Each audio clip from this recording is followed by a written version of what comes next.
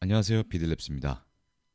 협상에서 여러분과 상대방 모두 협상 테이블에 첫 제안을 올렸다면 이제 문제는 두 위치 사이에 어딘가에서 합의에 도달하는 거죠.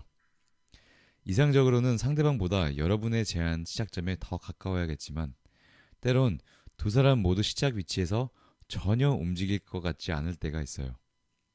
만약 여러분이 제안 시작점에서부터 한도를 공개했지만 전혀 협상에 진전이 없다면 시작점의 선택이 다소 불리하게 적용될 가능성이 높습니다.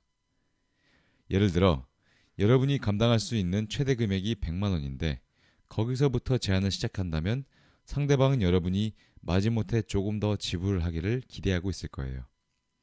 더 이상 금액을 올리기를 거부하면 아마 이상하게 느껴지겠죠.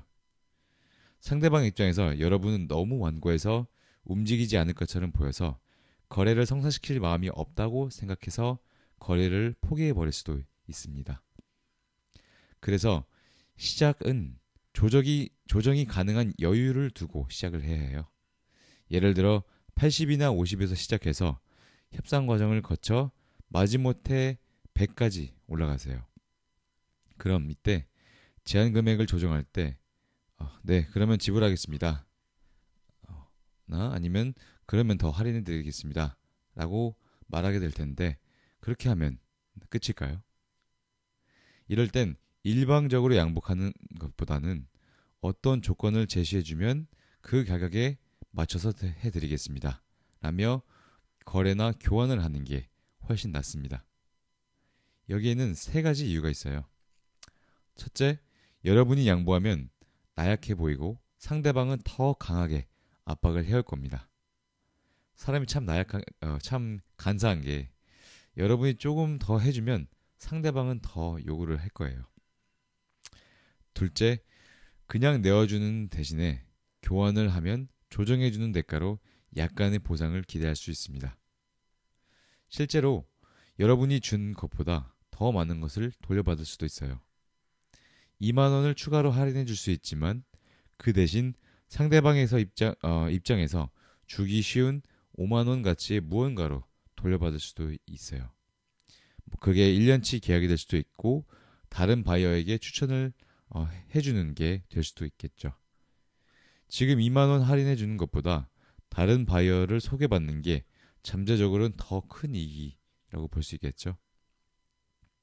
항상 거래해야 되는 세 번째 이유는 교환이나 거래를 하면 여러분의 가격에 논리를 제공하기 때문입니다. 아무 이유 없이 일방적으로 양보만 하면 정직하지 못한 사람으로 보일 수 있어요. 중국에는 세계적으로 유명한 가품 시장이 있죠.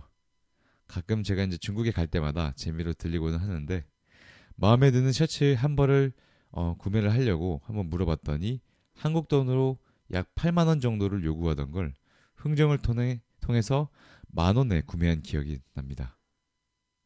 구매를 한 후에는 기분이 좋다기보다는 처음에 제시한 8만 원은 뭐였지? 하는 찜찜함과 그 아주머니의 사악한 미소가 기억에 남더라고요. 그 아주머니가 저에게 거짓말을 했다는 생각이 기분이 좋지도 않았어요. 하지만 그때 그 아주머니가 온라인상에 별점 5개와 긍정적인 댓글을 달아주면 만 원까지 할인해 주겠다고 말했더라면 전 그 할인에 대해 납득하고 기분 좋게 거래를 했을 겁니다. 그래서 거래할 땐 사용하는 단어가 중요합니다.